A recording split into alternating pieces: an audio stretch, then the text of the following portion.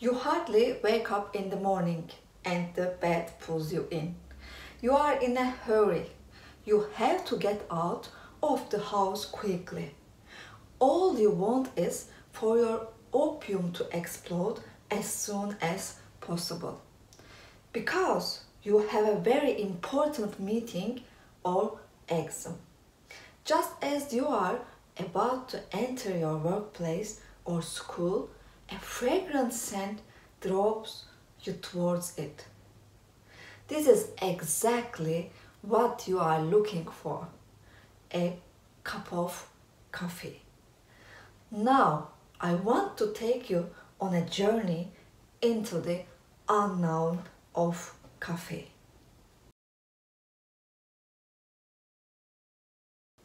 Coffee derived from Arabic word kaffa, means pleasure drink. There are many rumors and stories about the discovery of coffee. The famous story is the story of Kaldi. While grazing Kaldi goats in southern Ethiopia in the 14th century, he saw the goats eat the red fruits hanging from the tree branches and start to move. Curious, he realized that he gives himself space and energy. So he discovers coffee. The next stop of this story goes to Yemen after Ethiopia. In the 15th century, Christian clergy in Yemen took advantage of the immigration of coffee to read and pray more during the night. This attracts the attention of the traders and then start trading. Coffee was made only in Yemen until the end of the 17th century. Then it begins to be produced in Sri Lanka, Indonesia, Brazil, Jamaica, Cuba, Mexico, and Colombia. Today, coffee is the second item in world trade after oil. Brazil produced almost half of all coffee in the world today. Turkey was introduced to coffee during the reign of Sultan Süleyman. In 1517, he entered the Ottoman lands with the Yemen governor Özdemir Pasha and was included in the palace. It is first served the sultans and guests in the palace. Turkish coffee is the only coffee with a ritual. Coffee is served in the palace under the management of kahvecibaşı. Each person on the team has a separate task for the ritual. It's a ceremony in itself with its coffee, water, styles, cups, and jugs. In those days, coffee was flavored with jam and Turkish delight. First, the mood is cleaned with water, then the coffee is sweetened with sweets and drunk, so that the highest level aromas are taken from the coffee. Turkish coffee is the only coffee that is cooked and drunk with ground coffee. For this, it must be ground very finely so that the grounds settle at the bottom of the cup and do not leave a negative taste in the mouth while drinking.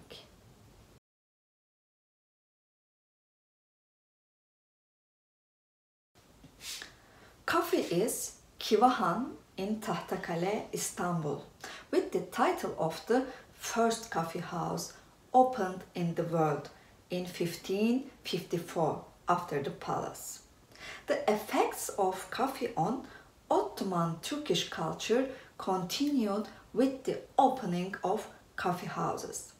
According to the rank and status of the people among the people, subtypes of the coffee houses, such as neighborhood coffee houses, semai coffee houses, tulumbacı coffee houses, artisan coffee houses, and janissary coffee houses began to form. All of them have their own unwritten rituals and rules. Coffee later on is started to be drunk by the people at home.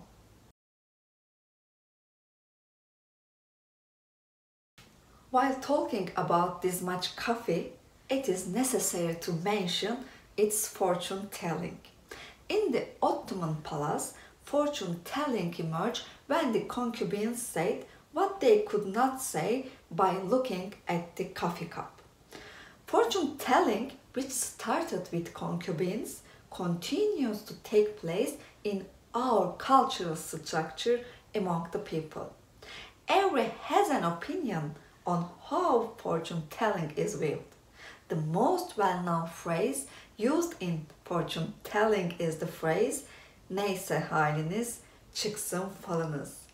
In fact, it is possible to say the fortune telling is an excuse and conversation is wonderful. In other words, the effect of coffee on socialization is great.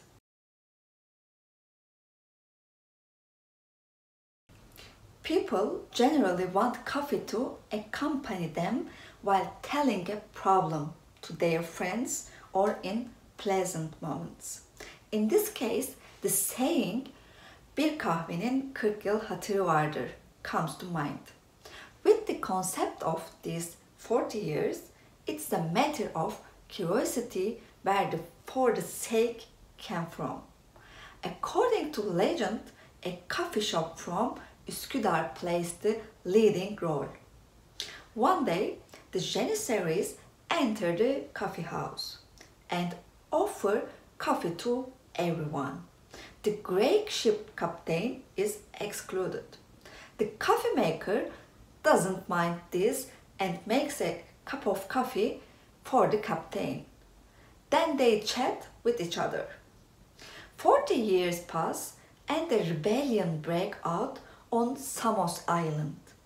With the call for mobilization, he goes to the island as a janissary to suppress this rebellion in the coffee shop. There he is captured and taken to the slave market to be sold. It is sold to a Greek for very good money. After a certain period of time, the Greek Cypriot, "Didn't you recognize me?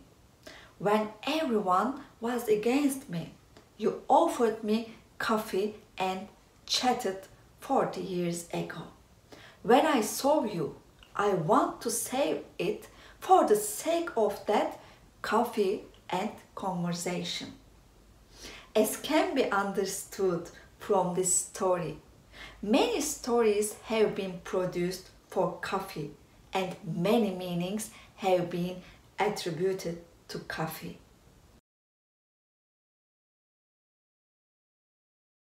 Turkish coffee has accomplished what no other beverage has. It was included in the UNESCO World Heritage List in 2013. The reason is that there is no such cultural accumulation behind any known coffee variety in the world.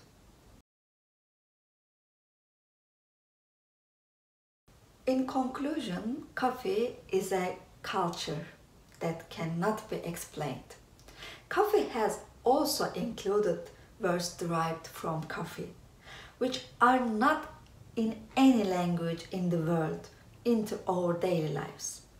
While breakfast was forming the name of a meal derived from under coffee, it took its place in our life as the color brown.